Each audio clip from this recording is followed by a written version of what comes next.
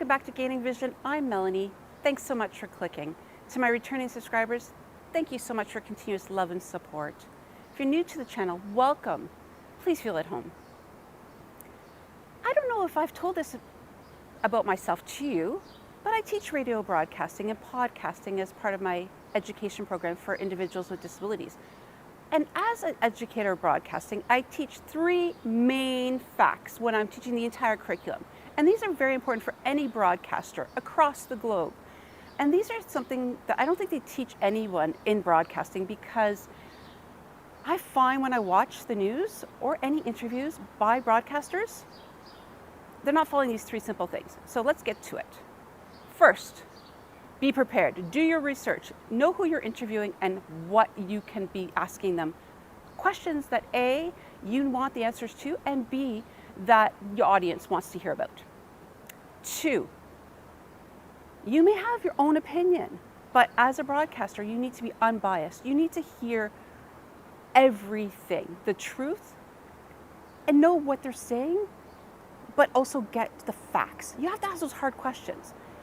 But sometimes broadcasters allow their personal opinions and biases get in the way, and they start to go off on a tangent and question the interviewee in the incorrect way. 3rd, you need to stick to the facts. Truth is truth. Facts are facts. Lies and imagination have no place in the news and broadcasting. Now let's get to the fact of this. If a broadcaster is independent, they may be honest. They may follow these 3 simple rules. And I hope that my clients would do that. But if you're hired by a big media collaboration, it's either going to be left-sided, right-sided. It's going to tell you exactly what type of information you need to be asking. And the questions is usually based on an opinion, not on the truth. Because let's face facts. Lies, misconceptions, they sell. They're more glamorous. They're more enticing. That's what social media and clickbait is all about. But when I stumbled across an interviewer from the BBC interviewing Julius Malema, the leader of the Economic Freedom Fighter, also known as EFF in South Africa. Welcome to Hard Talk from Johannesburg. I'm Stephen Sackur. For 29 years, South Africa's national politics has been dominated by the African National Congress. But right now, the ANC is in big trouble. A protracted energy crisis is doing further damage to an economy already hit by shocking levels of unemployment, inequality, and corruption. Now, if the ANC is faltering, who is best placed to offer an alternative? Well, my guest today is Julius Malema, leader of the radical populist economic freedom fighters. If Malema were to get even a share of power, what would that mean for South Africa? I was shocked and appalled by this broadcaster. I'll tell you why. So he comes on being very professional, introducing Julius Malema, and he says his piece, and he's pretty nice about it. He's giving some background information. Julius Malema, welcome to Hard Talk. Thank you. Thank you very much. It's a pleasure to talk to you, Mr. Malema. We are speaking as South Africa is in the middle of an energy crisis. It seems set to get worse. What do you think it is doing to this country? But then after that, honestly, guys, it goes downhill from there. He was not prepared. He did not do his research. He was basing his interview on past information. And what I love about Julius Malema is he's a straight shooter. He's going to tell you what he thinks and call you out when you're wrong. So when he started to ask some questions that he thought were hard questions, such as, how can you be a leader and lead South Africa in the next election as the party leader if you were caught stealing and doing things of that factor? And Julius stopped him right there. You're basing this on information from years ago when I was a child. I've grown up, I'm married, and I have kids, and I have made a mistake and I've paid my dues. Let's move forward. Are you the proper person? I'm a proper guy. I mean, I don't want to go too far back into history, but at various times you failed to actually file a tax return on time. Yeah. You've been accused of different financial offences. You've never been convicted, but some of those charges were never brought to court. But you tell South Africans, despite your own history, you are the guy to run their economy. That's why. That's a mind of a lazy person who doesn't do his work. You will have to refer back to 15 years. I've grown up over a period of time, built a solid political party.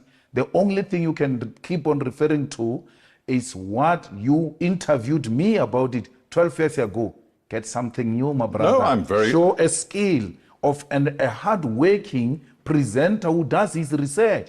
You can't falter me. Since I've made my mistakes on tax when I was very young, when I was almost 27 years old, fixed that problem. Today, I'm a 42-year-old married man with children who has taken responsibility and built a solid party to be the third largest party without the support of white monopoly capital and the owners of the South African economy. You keep on referring to old and old things because you are now beginning to sound like a scratched CD. And you know what? It's true, because maybe that was something he did in his younger days. And when he had interviewed him 15 years previously, that might have been a relevant question. But today, in this economic time, in this leadership race, that was not the question to be asking Julius. But Julius handled himself well, with poise and dignity, because not only is he a politician, but he speaks with passion, and his intentions are real. And he speaks the truth and facts. Now, I'm not getting into politics. That's not just about, I'm talking about the interview style. So I talked about him not being prepared in research. And then let's talk about the second, the bias. So we know the BBC is a certain type of view, and they have to ask certain types of questions, and they have to create a narrative that is very much about keeping South Africa the way it wants to be currently. They don't want change. So this interviewer from the BBC was basically questioning him based on his own opinion or the opinion of the broadcaster, asking questions such as about the electricity and load shedding. And Julius Malema had said a statement that the grid would be completely shut down and that you'd have no electricity whatsoever. And he called Julius out on saying it was rhetoric and lies. And Julius said, no, this is my belief. And he again stood to his ground, because he's there watching what's happening with the load shedding and the electricity, and the grid, if not treated properly and maintained, will shut down and there will be no electricity in South Africa. I'm telling you, there's going to be a revolution. Let the grid collapse and let's see what's going to happen. Let the grid collapse. I'm saying to you. How do you think South Africans are going to feel hearing you I'm say saying, that? People who are losing their jobs, people who have no income, and you just say... You are misinterpreting me. I'm saying to you, let the grid collapse as it is going to happen, and see what's going to happen in this country. I'm not wishing it. I'm saying it's going to happen. And you will see what's going to happen. Do you think that once the grid collapses, people are going to exchange roses with government?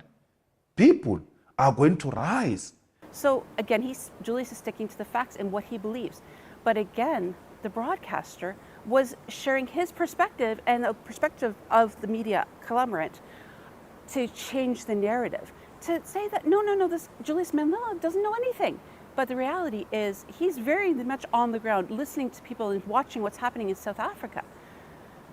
The third thing, as I mentioned, is facts. Whenever Julius would come up and the broadcaster would ask a question, he would think he was speaking facts, but he was actually speaking of what people were saying in South Africa and in the broadcasting field. So Julius would correct him with accurate information.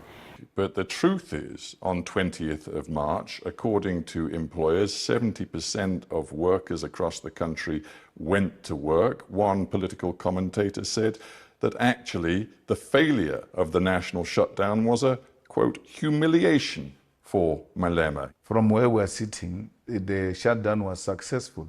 Nothing was operating. The South African media was at the public transport, taxi ranks, at bus ranks. The taxi drivers themselves, the bus drivers themselves have said, we showed up, but there are no people. So if you are going to listen to a desktop, possibly a racist analysis of wanting to undermine the narrative of the success of the shutdown, then that's your own baby to nurse. But the reality is that nothing functioned on that day. You can go to the public broadcaster, you can go to independent media outlets in South Africa to give you the footage of the day, every corner. And what even makes me happy is that even in the rural areas, where normally the revolution never takes place, the people were out in their numbers saying, enough, it's enough. Test. We are not going to hand over a memorandum to anyone. We are not going to be addressed by anyone. There are different leaders of political formations. The president of the ATM is here. Comrade Karl Neus is here. Comrade Julius Malema is going to be here. So they will all, when we arrive on the other side, once the leadership has consolidated all of them, they will come and speak to you and greet you. But today, we've got an appointment with the streets. We are not going to run. We are not going to do anything. We just walk nicely and raise our concerns. Comrades, this is the most successful shutdown ever in the history of struggle in South Africa. Today, on my way here, they said they are cancelling load shedding for today because there is no demand of electricity today because the factories are closed. Yes. The consumers of electricity, the biggest consumers of electricity are closed. Yes. And that's why scientifically you should measure the success of this shutdown. Today, there is no big mall, there is no small mall, no shop, no factory, no school, no nothing is open today. All of them are closed. What makes matters worse, in Richards Bay, there is no single truck that was seen. There is no single train that was seen. Today, South Africa is shut down. But the anarchists and those who pretend to be opposed to anarchy, they say the shutdown is not successful. Why? Because there is no looting, because there is no burning of property, because there is no any leader arrested. Therefore, load shedding is not shutdown is not successful. That's a lie. Yes. They want to project the EFF as an organization of the anarchists. We are an organization of disciplined forces of the left which can shut down the country without burning a building, without looting, because looting is not our mission. Today the topic is still whether shutdown is successful or not. The topic is not whether there was a looting or not. There is no looting, there is no burning of property. All members of the EFF and supporters of the national shutdown did so in a dignified manner. The biggest center of the economy in the whole African continent is Sandton City. As we speak today, Sandton City has been closed down. There is no single shop in Sandton City that is open. Why? The mighty EFF does so without burning a building, without doing anything illegal, doing everything to make sure that we stay on the message. What is the message? Load shedding. What is the message? Ramaphosa must go. What is the message? High unemployment. What is the message? GBV. What is the message? High levels of crime in South Africa. What is the message? The poverty levels have increased in South Africa. That message, they can't shift on it. And this was evident in many different situations that he was talking about, not only in the campaign, about what the current status of South Africa is, and about what was possible for South Africa. Now, of course, when there was going to be any sort of conversation about politics or about people across the globe, such as the relationship with Putin, that the broadcaster was questioning. You would support Putin after he's doing this, this, and the other? And Julius says, yes, because of this, and talked about the history of South Africa and what Russia had done. Do you think aligning yourself with Vladimir Putin is going to be good for South Africa? But that's what it is now. South Africa is in alliance with Russia, with India, with Brazil, with China. So why are you asking me as if it's some policy that is going to be implemented South Africa right after now, I took over? South Africa is in alliance with Russia now. South Africa right now calls itself non-aligned. In the context of the war, but these are two different things. South Africa is an ally of Russia. Now, the second question is, where does South Africa stand on the war? It says I'm a non-aligned in relation to war, but Russia remains South Africa's friend. So we cannot create confusion around there. Don't create an impression that it is Malema who's going to come and create an alliance with Russia. But there are some very specific... Actually, I will go beyond that. I will go beyond the friendship with Russia, and in the war, I will align with Russia, and I will even supply the weapons to Russia. Because Russia is in a war with imperialism, and any agenda that seeks to push back imperialist agendas, it's well within the policies of the EFF. You say, quite clearly, I would arm Vladimir Putin. Yes. You know that the International Criminal Court wants Vladimir Putin to face war crimes charges. It must start with Tony Blair. It must start with George Bush. It must go to Barack Obama. Then it can go to Putin. So let's get this So straight. let's You're be- saying to me and your even- policy, if you were in power in South Africa, is quite simple. That your enemy's enemy, and it seems you regard the US and its allies as the enemy, Yes. your enemy's enemy Yes. is your friend. Never mind if he's a suspected war criminal, never mind if the UN and the ICC say they have compelling evidence of Russian war crimes. You don't care. As far as you're concerned, my enemy's enemy is my friend. You're exaggerating, but another point which you don't want me to go there is that Tony Blair accepted that they were wrong about Saddam Hussein to an extent that he did an apology of a thug, right? You have never called for his arrest. A man admitting that I was wrong.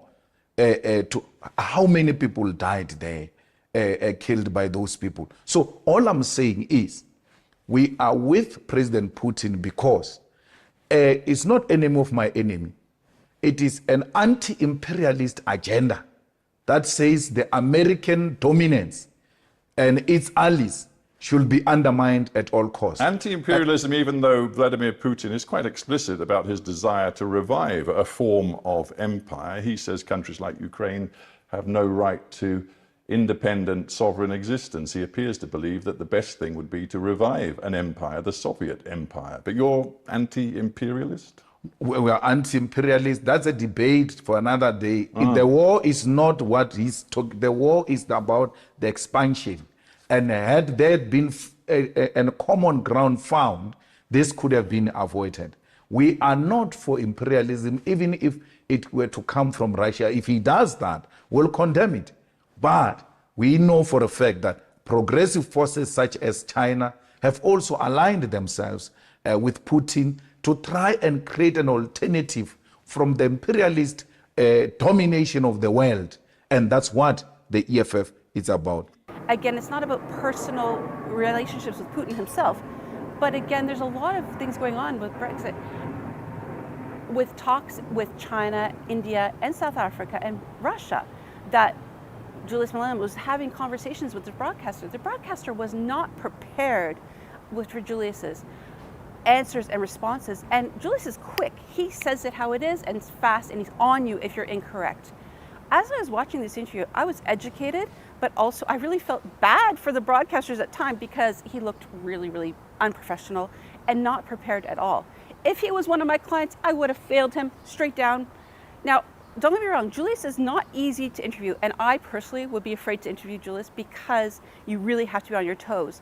He's a great interviewee, because he is a talker. He loves to talk, he loves to say his points, and he loves to get his points across. You admire China, you admire, it seems, Putin. What you seem to have as a vision for South Africa's future is much more along those lines, authoritarianism than democracy. No, socialism is not authoritarianism. So how can you describe China as progressive? No, it's very progressive. China subscribed to Leninism and Marxism, where the working class control the commanding heights of the economy. And that's what we subscribe for. We are of the means of production being owned and controlled by the states. We want South Africa through the vision and the image of China, where you grow the economy, where you reduce unemployment, where you reduce poverty, and you can't take that away from China. And the state plays the central role with regard to that. But sometimes that can be challenging as a broadcaster because you need to keep them on task, you keep online. Now let's face it, Julius is also a politician, so he likes to talk and create his rhetoric. I don't like the word rhetoric because he's talking his position, and it comes back, and sometimes it'll take off the focus of the interview. So as a broadcaster, you have to keep pulling them back and getting them back on track. So he is a difficult interviewer, but he's also very educated and intelligent. I'm not here to sway you one way or the other in politics, but what I wanted to highlight in this interview, as a broadcaster and as podcasters or even YouTubers, it's important for us to bring facts to the table, to do our research, to make sure that what we're putting forward on the YouTube streets is actually factual and educational. That's why it's so important to show evidence in clips from other videos that we've seen, or bringing stats and things like that to the table, because otherwise we're just people yapping and we're gossiping. So broadcasters out there, I encourage you to do a refresher, to check it up where your alignment lines with it. Are you following a broadcaster where the money is? Because let's face it, media is all about making money. It's about selling newspapers, about selling ads, it's about selling content. But in the real world, as individuals and consumers of media, we want to be educated and informed with factual information. We don't have to agree with the broadcaster or the interviewee, but the reality is we want the truth. Now, the truth is hard to find in media nowadays, whether it's social media or mainstream media. But always remember, whoever is producing this media has their own opinions and intentions behind it. And obviously in this video, and any politician that's going to be interviewed, the politician has their own agenda as well because they want to get their message across. Now, wherever you feel in this conversation, I'd love to hear, please drop a comment below, because it is a conversation I think we need to have here on the YouTube streets, because I've seen a lot of misconceptions and lies happening, not through just media, but social media, clickbait, etc. And let's keep it real, guys. Let's keep the reality here. Let's speak facts, do our research, and definitely keep our biases in check. I encourage us all to have a conversation in the chat below, and I want to hear your perspectives. You don't have to agree with me, or maybe you do. I'd love to hear that. But if you have disagreeing comments, please, no insults. This is just a conversation we're having. And I do also encourage you to do your research, especially if you're living in South Africa and have the right to vote. Do your research and find out what the platforms are for all parties involved. I personally find Julius Malema a breath of fresh air because it's something new, it's unique. And I think with the manifesto that the EFF has put through, it seems very interesting and might benefit South Africa. Until next time, please don't forget to subscribe to the channel, like and share the video. And until next time, I'll see you later. Bye.